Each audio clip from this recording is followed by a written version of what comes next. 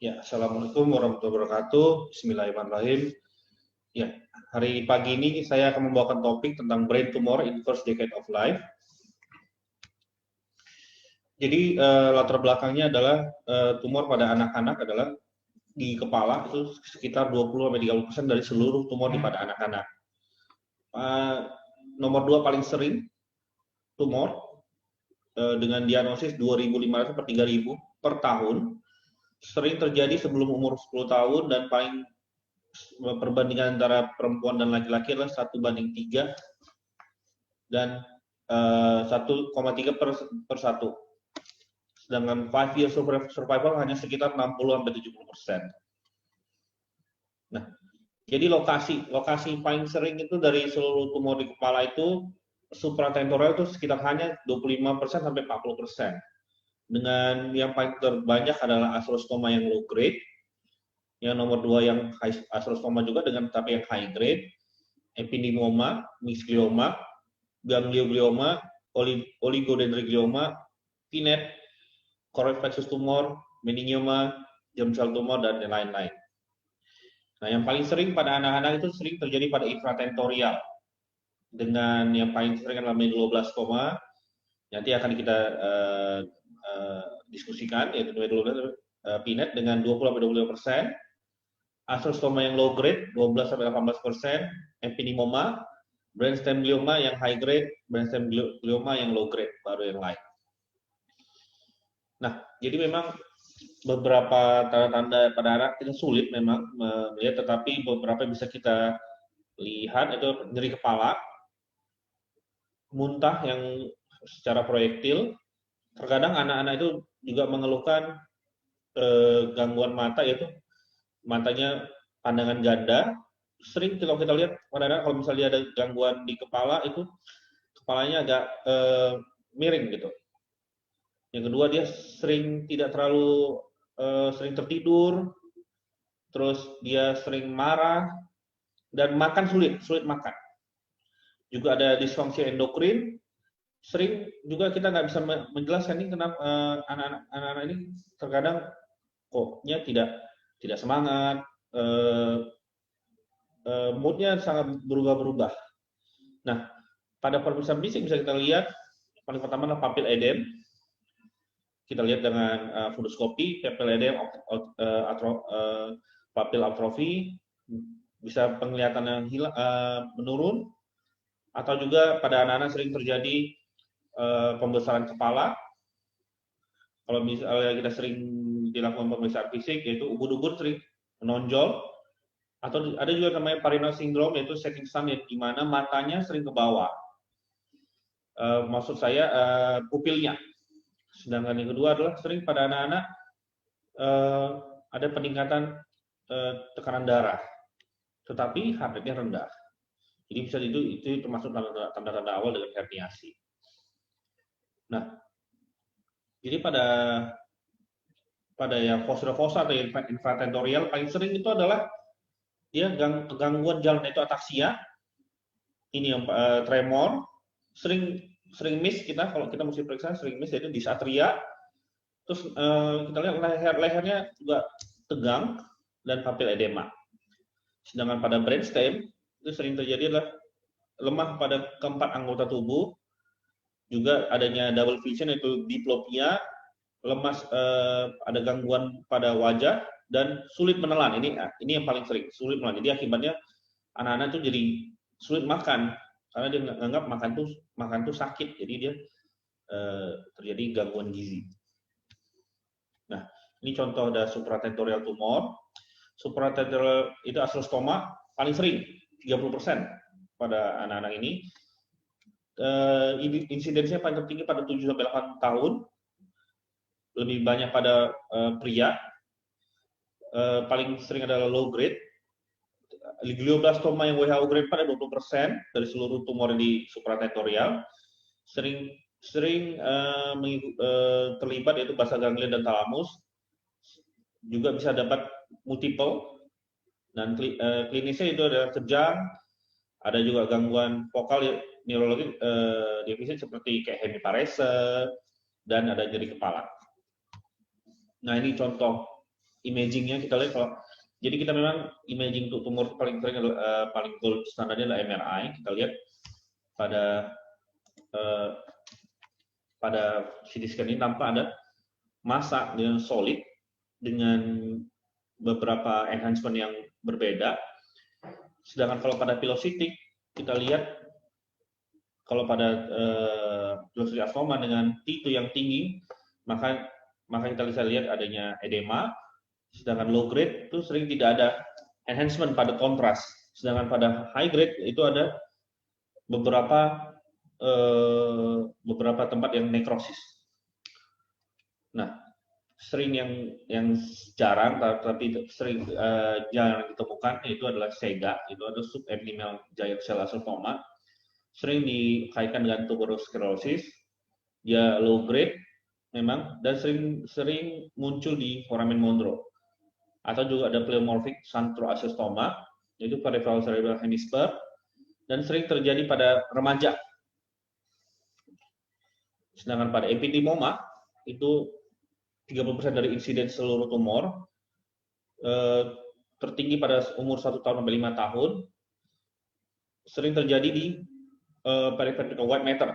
Tetapi dia tidak di dalam ventricle, dia hanya di sekitar ventricle. Nah, klinisnya itu sering terjadi yaitu peningkatan TIK, ataksia dan kejang. Dengan survival rate-nya 5 tahun, kalau misalnya kita berhasil 80%, dengan total resection, tumor ini maka 80%-nya hidup. Sedangkan kalau misalnya hanya subtotal, maka dia bervariasi 5-year survival-nya itu 40 sampai 6%. Maaf, 40 sampai 60%. Nah, ini imaging finding-nya kita bisa lihat pada MRI terkadang gambarannya dia tidak solid sama, tapi dia heterogen. Dia tidak beraturan. Sering terjadi di daerah frontal.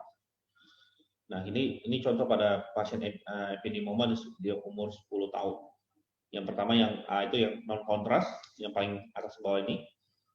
Paling atas A. Nah, setelah dilakukan kontras maka nampak dia berlobus seperti berlobus-lobus.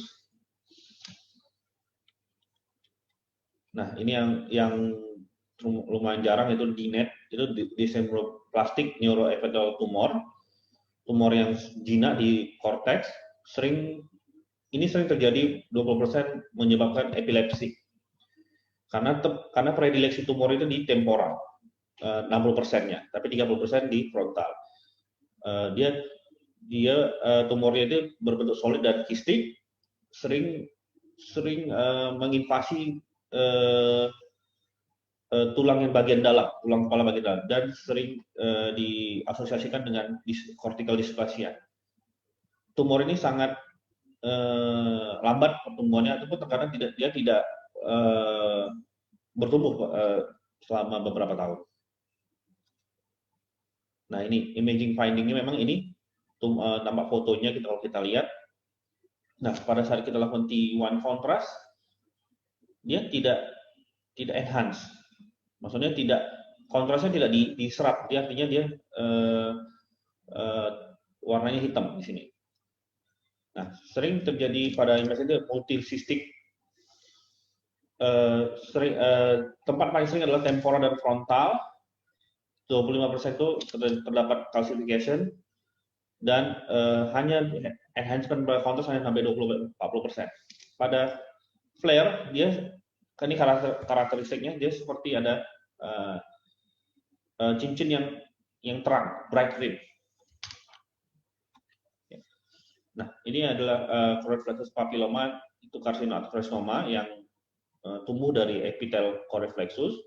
5% dari supratentorial tumor, terutama pada umur 1 sampai 5 tahun, lebih banyak pada laki-laki. Jadi choroid plexus carcinoma itu 30-40% choroid plexus tumor sering terjadi di daerah trigone pada ventricle lateral yang sebelah kiri. Nah, jadi kalau kita lihat itu choroid plexus carcinoma itu bentuknya lebih tidak reguler dan lebih invasif daripada choroid plexus papilloma. ini kita lihat fotonya itu, jadi sering chorioplexus papilloma itu dia bentuknya lebih homogen dan berlobus. Adanya kalsifikasi sering pada CT scan, kita bisa lihat. Ada juga enhancement pada MRI. Sedangkan pada CPC yang tadi saya bilang, dia irregular dan dengan adanya cystic necrosis. Sering dia invasif dan vasogenik edema. Nah, ini yang lumayan sering juga itu craniofaryngoma yang diduga dari sisa-sisa dari craniofaryngal duct yang terbentuk pada kita saat embrio. Dan ini pada anak-anak sering di craniofaryngoma jenis adamantimatos dan pada yang dewasa papillary. Sering 50% dari supratentorial tumor dan 50% dari suprasellar tumor. Jadi dia insidensinya itu ada dua, yaitu pertama 10-14 tahun, dan insidensi kedua adalah dekade keempat sampai dekade keenam kehidupan. Nah, ini dia kalau kita lihat ada suprasellar. Nah, di suprasellar ini dia sering craniofaryngoma ini 90% dia kalsifikasi dan dia berbentuknya seperti bulat, dia berbentuk seperti cincin. Nah, ini sedangkan ini germ cell tumor berasal dari hipotalamus dan dia menuju ke infundibulum. Dan tipe PA yang paling sering adalah germinoma, 35% suprasellar, 60% pineal. Jadi perbandingan dari laki-laki dan tumor lebih banyak pada laki-laki itu 10:1 di pineal. Sering terjadi diabetes insipidus pasien ini. Nah, ini dia gambarannya. Jadi seperti dia beda ya dengan craniofaryngoma tadi. Kalau craniofaryngoma dia terdapat kalsifikasi ini jarang, tetapi dia lebih banyak ada nekrosis, cystic necrosis pada pasien-pasien germinoma. Jadi, nah pada dia sering pada T1, T2 dan flare MRI dia iso sampai hipointens. Baik, ini kita berikutnya ada infratentorial tumor. Ini nanti kita akan diskusikan itu medulloblastoma, yaitu berasal dari atapnya ventricle 4 atau berasal dari superior medullary velum atau pada vermis yang inferior yang pada level posterior velum medullaris. Nah, dia itu ada daerah cleavage plane di antara massa dan ventricle 4. Jadi pada CT scan itu sering nampak fotonya di hyperdense atau pada gray matter di CT scan. Pada MRI itu hipo sampai iso intense, 90% apabila kita lakukan kontras enhance, dan sering diffusionnya sangat ringan. Nah, ini contohnya pada MRI medulloblastoma, ini sering pada anak-anak, itu dia berbentuk di ventricle 4, dia hyperdenslation dengan adanya kalsifikasi. Nah, ini yang sering juga yang ketiga adalah epidemoma. Sering terjadi setelah tumor yang paling sering terjadi setelah medulloblastoma dan brainstem glioma. Jadi 50% pada anak-anak. Biasanya usianya lebih tua daripada anak-anak. Insidensinya itu 1-5 tahun, tetapi bisa juga pada remaja dan lebih prolong presentasi daripada medulloblastoma, dan prognosisnya tuh lebih buruk apabila pada usia lebih muda. Jadi semakin muda pasien ini akan lebih buruk prognosisnya. Nah, ini dia infratentorial epidemoma. Dia 50% dia ada kalsifikasi. Sering terjadi bleeding, itu kiss dan pendarahan. Enhancement heterogen, jadi perbedaan tadi kalau medulloblastoma itu dia homogen enhancementnya, tidak ada diffusion, tidak ada restriction diffusion. Dan kalau kita lihat kata kuncinya tuh dia tidak ada edema di sekitarnya pada foto maksudnya. Nah, ini yang juga lumayan sering itu cerebellar velocitic aciostoma, sering terjadi pada anak-anak umur 5 sampai 15 tahun, 80% di bawah umur 20 tahun. Jadi dia memiliki keluhan yang lama bertahun-tahun, yaitu pertama muntah, nyeri kepala, muntah yang proyektil, dan gangguan penglihatan. Dan sering kita lihat pasien itu sering gangguan jalan, itu ataksia. Nah, ini kalau kita lihat gambarnya nih, dia lokasi paling sering di cerebellum 60%. Ada juga di optik kiasma memang 25-30%. Atau juga terdekat di brainstem atau ventricle 3. Nah, kalau kita lihat ini di sini fotonya, dia ada nampak ada kista dan ada juga mural node. Jadi 90% di enhance, 50% dengan kista dan enhancing mural node, 40% dengan solid lesion dengan heterogen enhancement dan necrotic center.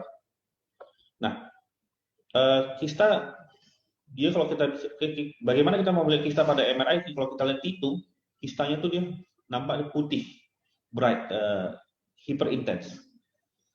Dan ini jarang terjadi metastase secara leptomeningeal. Nah, ini yang glioma di pada brainstem itu 5% dari seluruh brain tumor. 25-30% adalah tumor pada anak-anak, terutama pada anak low grade aciostoma.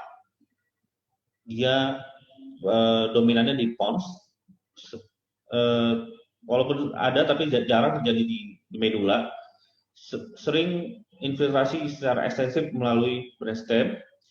Jadi ada beberapa tipe, itu tactile, mesencephalic, pontine, dan medullary. Tactile glioma dan sering dikaitkan pada tumor tactile glioma. Nah, jadi gambarannya pada itu kalau kita lihat memang tumornya nih terang di brainstem. T2 hyperintense, T1 itu dia lebih low intense. Jadi enhancementnya sangat bervariasi, semakin tinggi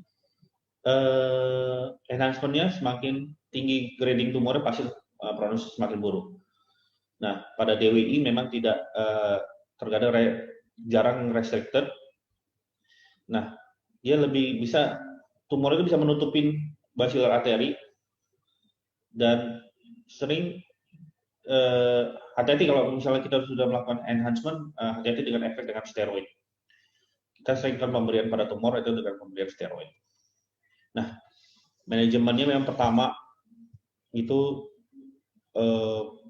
paling ideal itu adalah gross total resection, maksudnya reseksi total dengan mempertimbangkan prognosis dan morbiditas. Atau kita bisa memikirkan untuk menurunkan ICP, kita bisa debulking aja, atau VP-shunt, atau dikasihkan Ommaya reservoir, itu shunt seperti shunt tapi tanpa ada selang ke peritonealnya. Nah, jadi kalau untuk radiasi itu sangat potensi untuk seluruh tumor otak kecuali choroid plexus tumor, karena memang belum belum ada manfaatnya. Jadi apa yang kita lakukan pada radioterapi yaitu craniospinal radiasi apabila tumor itu diduga akan menyebar melalui cairan otak. Jadi kita concernnya untuk efek jangka panjangnya adalah neurokognitif, pendengaran, ada cancer yang sekunder atau gangguan endokrin, dan pertumbuhan pada anak ini. Nah, untuk kemoterapi itu paling sering dilakukan pada germ cell tumor ataupun dan medulloblastoma, atau pada anak-anak yang di bawah yang sangat masih muda yang tidak bisa dilakukan oleh radiasi. Jadi ada juga beberapa studi bahwa blood-brain barrier itu memang tidak menghambat pada kemoterapi. Itu ada beberapa studi, tetapi ada studi terbaru malah menyatakan tidak ada masalah. Jadi atau kita bisa lakukan masuk kemo melalui pompa. Pompanya pompa Omaya tadi. Ya, terima kasih.